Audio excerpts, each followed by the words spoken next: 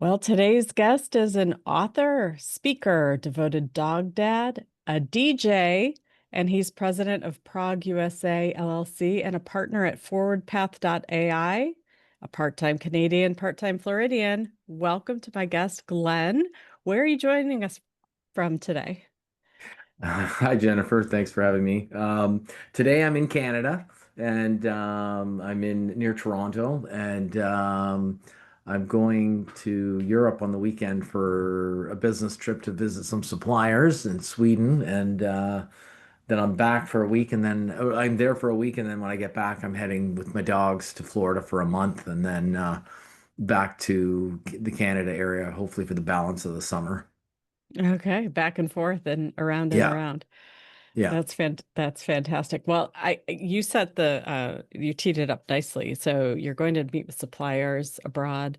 Uh, you have your hands in a lot of businesses, Glenn. Like, what are they, and how where is that interconnectedness here? Yeah, so sorry, I'll start with Prague. Prague USA is a distributor. We distribute high-tech measuring instruments from around the world, and our market is power utilities. So anyone that's generating or distributing power to homes and businesses, we've all driven by power plants, and we see all those big green things with the things sticking out of them, and the wires coming in and out, leading up to the big towers and things where the big high voltage wires are. So we sell equipment to help test all that stuff on the ground in the substation. And our market is the United States, power utilities, power distribution co-ops, independent owned utilities, et cetera. And so, but our business model is fairly simple and time-tested distributor. We're an importer. We're not an exporter. We're the import side of a business. So we import from suppliers in like Sweden and South Africa, Australia, Asia, Italy, all over the place. So of course tariffs are high on my list right now because a lot of our places we get stuff are tariff impacted, and so my customers are. And so I've been running that distributor, which is similar to the businesses I ran before, which were distributors in Canada, but they were more in the telecom space. So it's kind of, I've been doing the same thing for 40 years. My work with Forward Path is a little bit of an adjunct and a side passion project. I'm working with them in the US, trying to drive some business in the markets that I know well because I know customers and stuff. But they're a really rapidly advancing AI company developing agentic models for businesses to help automate procedures that waste a lot of time. So things like generating RFPs, analyzing drawings, and just in their particular bailiwick of finding areas to help automate and use AI to get more done in business. And so Hmm. I'm really fascinated by AI. I, of course, use it every day now in my marketing and and all sorts of lead generation and all. And so I've been dipping my fingers and trying to see how that's all going to play out. And I might get AI'd out of the job on the other side, so I want to at least, have my foot in the door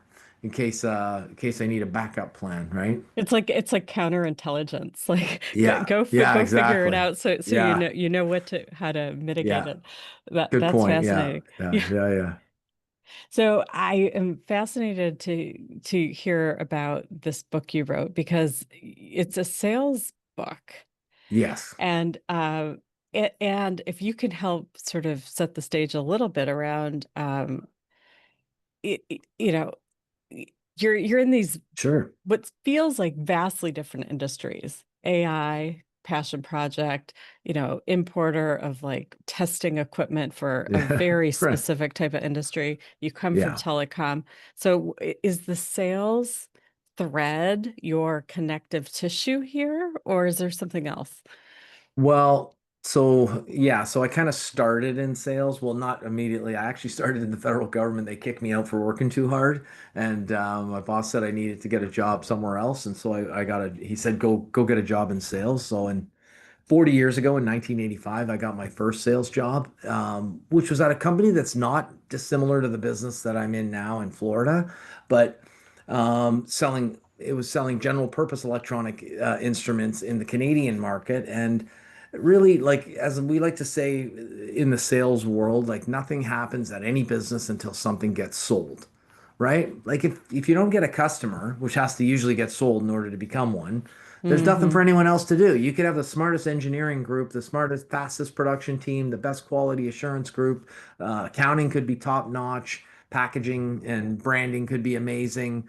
But if nothing gets sold, then the company will not thrive, right? So for me, it's always all about sales. So although I'm running the business, that's more from a I didn't just want to be a salesman. I mean, I could have done that. And, a lot of the lifelong salespeople that I've worked with over the years have had really good careers. And, but I just sort of went in a different direction where I wanted to kind of run the company that was Mm-hmm. hiring salespeople that was doing the selling. But over the years, I've been out on hundreds and thousands of calls with salespeople. And since 1985, I start to get a bunch of lessons on what to do, what not to do. And 57 of them. yep, and I started collecting. I got more than 57, but they only got 57 in the book, Okay, right? all And right. So the book is called, we should say, it's called Never Sit in the Lobby: 57 Winning Sales Factors to Grow a Company and Build a Career Selling. right. Yeah, so it's for anyone, building a business in sales or a salesman themselves.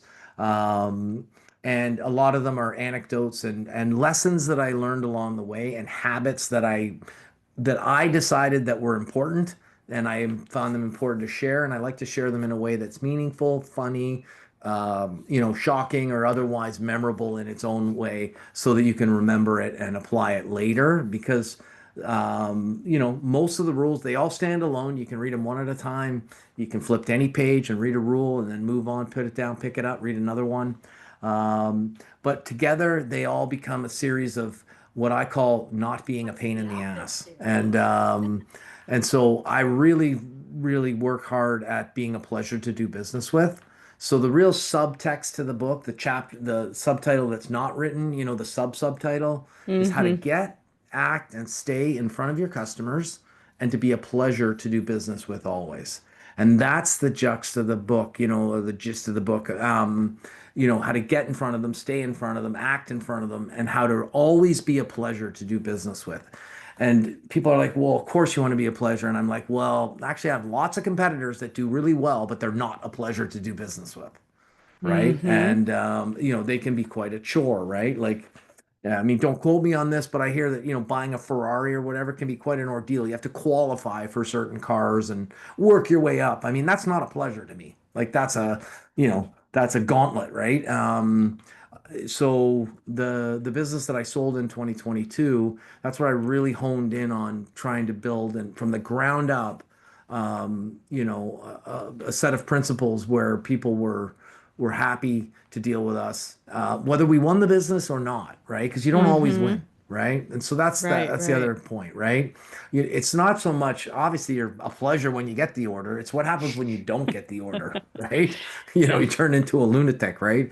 And threaten they're gonna go out of business, and so yeah, so that was where it all came from, and I picked up these little habits myself and from mentors along the way, and there's a litany of them, and yeah, and Well, one of I them is Never Sit in the Lobby, the title of the book.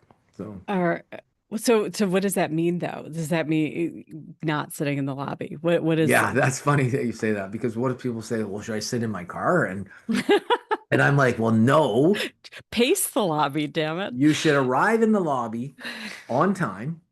Early is on time is late, right? So a couple minutes early.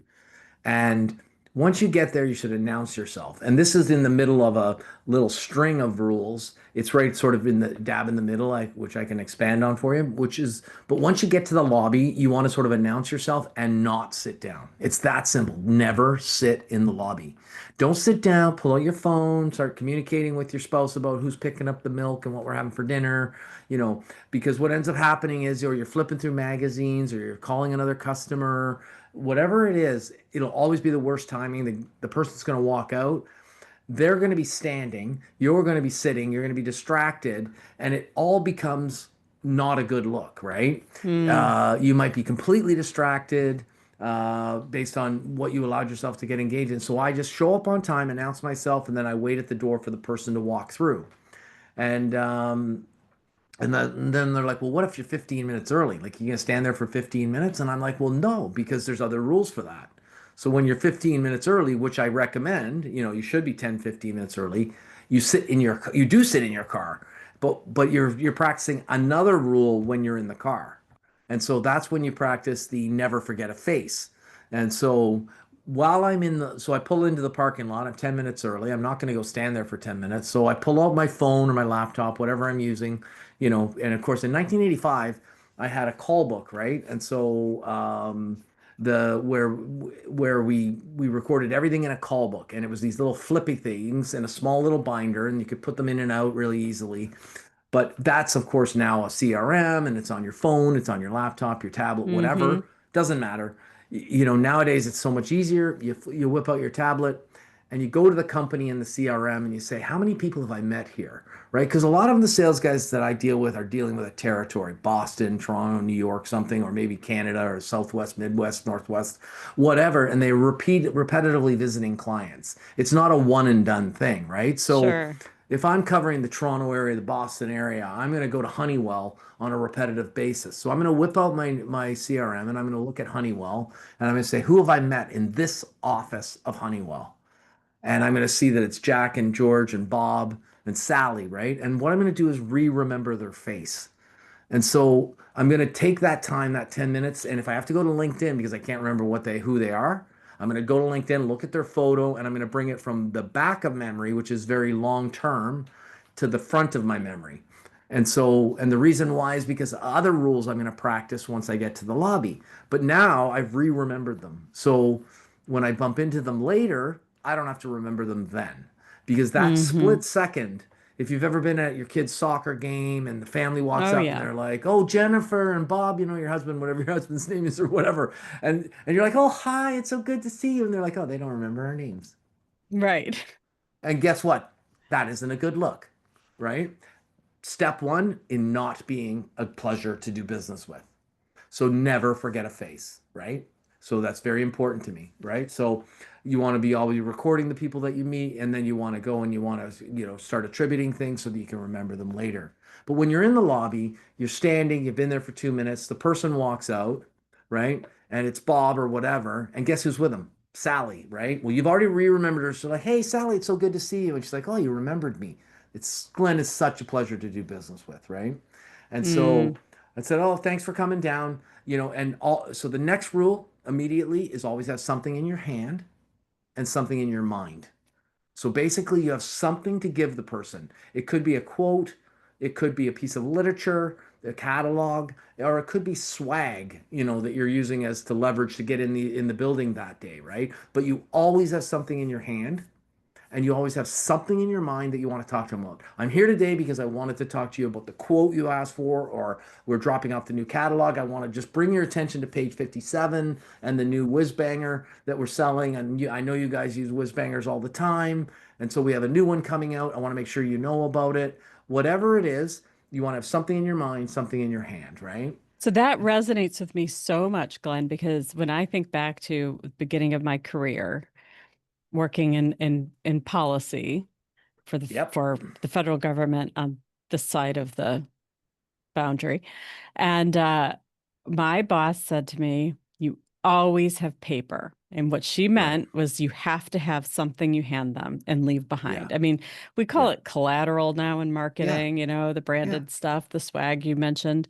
But this idea of like creating a connection and even if it's something that ends up in the trash once you leave, but it's a connection and it's a reminder and it becomes purposeful as opposed to like, I'm just here to chew your ear off again, Yeah. which I think that's wonderful. So I'm curious, like this ethos of always being a pleasure to do business with, was that born out of an experience where perhaps you had to experience it not being a pleasure or you being perceived as not pleasurable? Like was that a lesson Yeah. learned out of the opposite? Yeah, I don't have like a whole group of like horror stories to tell you, but it was just a feeling. And so I had a business from 91 through 2007.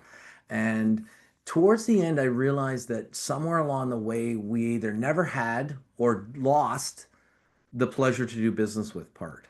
And there were just ways we responded and things like that that I was noticing the way our front staff and customer facing, people of all Hmm. sorts, answering the phone, salespeople, whatever it was I didn't like it, right? And I mean, the company had grown to a point where, you know, I just wasn't able to wave a magic wand and change a whole culture that had developed, right? Yeah.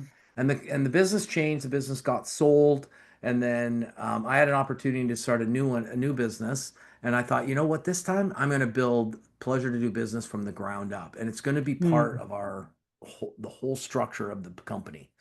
And so, from the way we answer the phone, that we always answer the phone.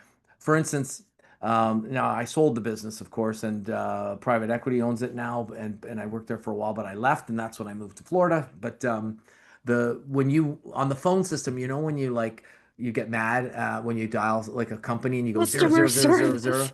yeah, you do that over and over again, Oh, right? yeah. At my company, that comes directly to me. Mm. And so what would happen was people would be upset, right? And it's happened many times. And they go zero zero zero zero zero. It would come to my phone and I would answer it because I always answer the phone. It's part of being a pleasure to do business with, right?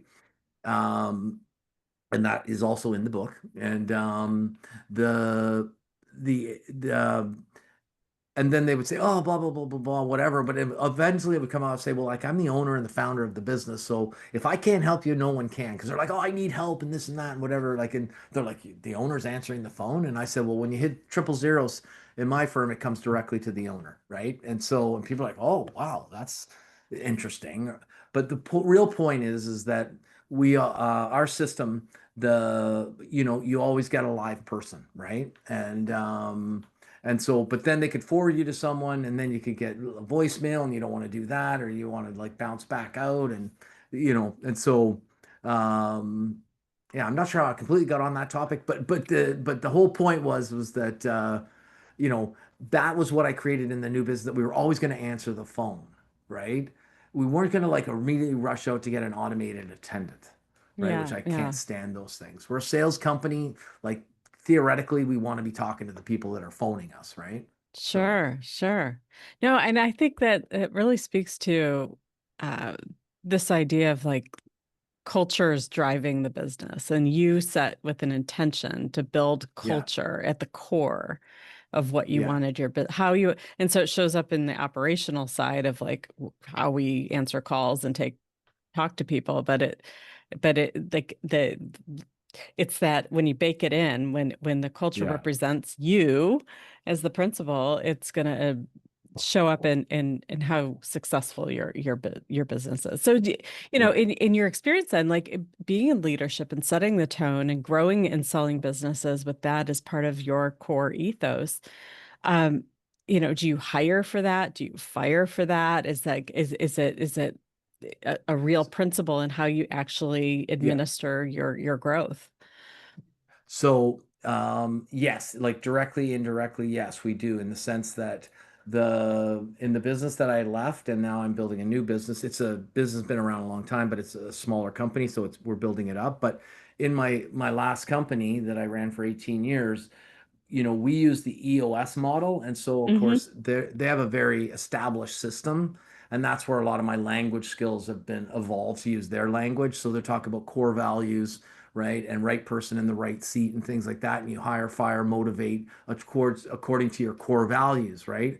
And our core values were committed to service excellence, solutions driven, passionate contribution, and results matter. And so through that, there was a series of sub core values that fed into each one. And that's what we hired and fired towards. And if you didn't meet the core values, we wouldn't hire you or we would let you go if you didn't contribute to, in the EOS system, EOS, you measure your staff in the one-on-ones and the quarterlies and whatever to the core value scenario, and they have to either be a +1 on all the core values except for one where they could be a plus minus. But and so we had a measurement system where our people had to meet the core values on their reviews and such in Hmm. order to be awarded bonuses and continued employment. So yeah. Hmm. Yeah. That's fantastic. I want to explore the whole EOS on the podcast more. I've had a number of guests who've brought it up as being, Yeah, it's a very, very real good system. instrumental Oh God, yeah. Yeah. positioning and viewpoint. But when you and I chatted when we first met quite a while ago, I said, so it hasn't all been sunshine, roses, unicorns, and rainbows, right? Yeah. It's like No. there's been some hiccups. So like, so where's your brick wall? What's been the fuck up that you've had to address? Well, there's been many, and if you want to point out one, I'll gladly hone in on it. But I mean, there have been, well, the first business I sold it to a public company. And to make a long story short, I became a multimillionaire overnight, and I was in my mid 40s, had millions of dollars worth of shares in this public company, and I thought I was made in the shade and whatever, but I was, deemed insider because I had so much shares. And ultimately, that company went bankrupt. The shares went to zero, and I lost everything. So I basically gave this business, my company, got a bunch of shares, millions of dollars worth of shares, which ultimately became worth zero. And I went from, pauper to prince to pauper again, right? And so, and I never got a chance to spend the money because I wasn't able to sell the shares in the time that all this went on. And I did a poor job of vetting my buyer, the buyer of my company. But they were a household name in Canada. They're a public company that I knew, and Hmm. but they had multiple divisions that I knew nothing about that were doing things that I knew nothing about that dragged the business down, and they became insolvent and ultimately bankrupt, and the shares went to zero. And so, what I had started when I was 29 years old and built up and got millions of dollars for selling it, I ended up in the end getting nothing, which is why at 46, I had to restart 46 or 47 but anyways, in 2007, I had to start Gap Wireless, the pleasure to do business with company, because I needed to continue earning an income because the millions of dollars that I had in the other company. So that was one where I had to claw back from, and of course, people are like, how do you call back from being like a millionaire on paper to being like having nothing, right? And I'm like, Hmm. well, it's called eating, right? Like, I mean, and I mean, it's like the fear of poverty that'll keep you moving, right? And then, of But course, at does Gap does Wire, that stay with you? Let's stay on this for just a second because I think there's pragmatic side. Like, yeah, you got to work, you got to eat, you've got to yeah. live. You're only in your 40s, you have a long career and personal life ahead of you. But how does that change like your psyche for like does was that like rewriting the way you were going to sort of go through your professional world? Well, I think for a lot of people, yes, that it does. But quite frankly, for me, no. The answer is no. And my brother was a partner in that business, and I had another partner as well. And he often says, I can't quote him like directly exactly, but he's always saying like I was blessed with this like gift of having a very short memory. And so once I realized that it was done, like from the fire and ashes being put out, like when the thing was said and done and it was over and I realized it was over, I had a new business in like a week. So like I don't wait around for, FEMA to come in and sweep up and, build me a new house, right? I got to eat. Hmm. I'm not going to go poor, and I restarted a business and from scratch, and I never looked back, and I never really gave it much thought. And because I was so motivated, sort of to reestablish and whatever, I was so focused on the forward mission. I really never looked back. There were other people in the business that had stakeholder status, and what have you, that spent a lot more time Hmm. really emotionally affected by it. But on it, you're asking me, and my answer is no. And like I just keep moving on. And the people are asking, well, what motivates you? And I'm like, the fear of being poor. Like what am I gonna do? Like look back and say, oh, I was this, that before, and now I'm nothing, and like be depressed for 2 years. And But so I is there had to, like you must have some kind of like analytical appreciation for how vulnerable even a successful large business can be, that it's like success today is yeah. not So when guaranteed. you're selling your business, you need to vet the buyer as much as the buyer is vetting you during the due Mm. diligence phase, right? And so the next deal, when I sold the other company in 2000, in 2022, it was 100% cash. So it wasn't like I'm stupid, right? I didn't want any shares that time, right?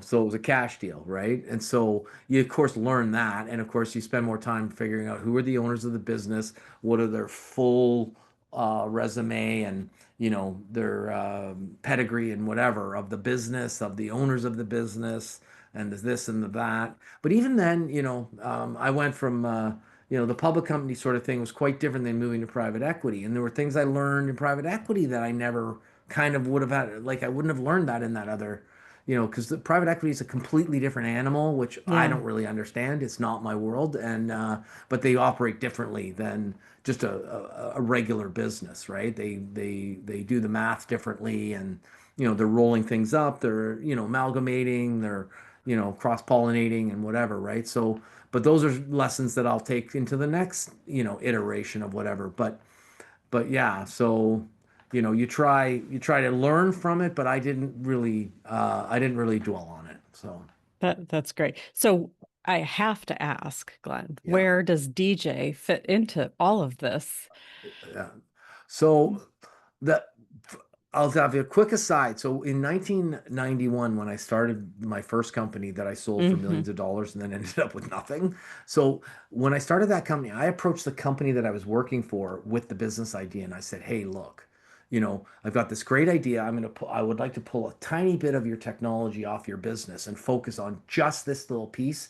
You can keep all the everything else you're doing. I need one vendor, and you can own part of it and I'll own part of it." They said no. Stick to what you're doing. The next day, I quit my job.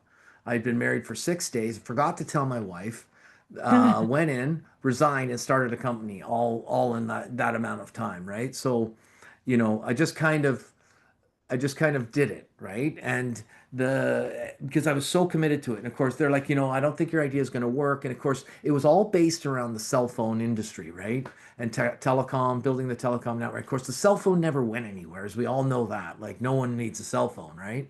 And so, and I'm being, as A little sarcastic tongue or in what, cheek. yeah, yeah, exactly, right? So it was all about the cell phone, right? Not selling Mm. cell phones, but selling the network. But anyways, the DJ thing when I was 17, you know, I I had this passion for music and stuff like that, but I also had a passion for roller skating, and roller skating mania was going crazy in North America in that year, right? So I was born in 62, so when I was 17, I was like I guess 79, roller rinks were opening in every city everywhere. Like every town in Canada was getting a roller rink. Of course, most of them went bankrupt and whatever, but nonetheless, I was driving up the street in Niagara Falls and I saw that we were getting the Roller Palace, right? And I don't know what came over me, but I just pulled in the parking lot and I said, "I'd like to speak to the owner." And the owner said, "Okay." And I said, "Hey, I'm sure for your new roller rink, you'd like to hire the best DJ in town. And so I'm here to apply for the job." And he's like, "We're opening in 3 weeks. Can you start Friday, July the something something?" And I'm like, "No problem." And so between then and Friday, July something something, I had to learn how to become a DJ because I never DJed a day in my life. And so, but I knew that I wanted to be that guy because I used to go to the terrace in Toronto and there's this, I can't remember the name, in Niagara Falls, New York. And they were amazing roller skating places. And I was in awe of the DJs that were, and so I wanted to Hmm. be that. So I learned quickly, and that's where it started. And then over the years, I just started buying equipment and doing gigs, and now I mainly work for charities and nonprofit events and things like that. And I usually give them a good deal. So trust me, your name spreads far and wide very quickly when you offer a good price. That's And right. I turn down a lot more gigs than I accept. And I do the ones that are fun and big and interesting and yeah, so in my dining room, I have a beautiful dining room table, and beside it, I have my DJ rig, so where I practice, and yeah, and I love it, and That's yeah. fantastic. Yeah, that's wonderful. Well, Glenn, I don't know if you saw ahead of time our rapid fire questions or if I'm going to Some of be them I hitting. think I did a while back, but go ahead and I'll do my absolute best. So Yeah, they really have absolutely nothing to do with anything we've talked about today unless you want to make them make okay, a I'll try. correlation. So, do you have Yeah. a favorite social media? Uh, it's probably my personal favorite social media is Instagram, but not Mm-hmm. for doing work related things. But yeah, Mm-hmm. Yeah.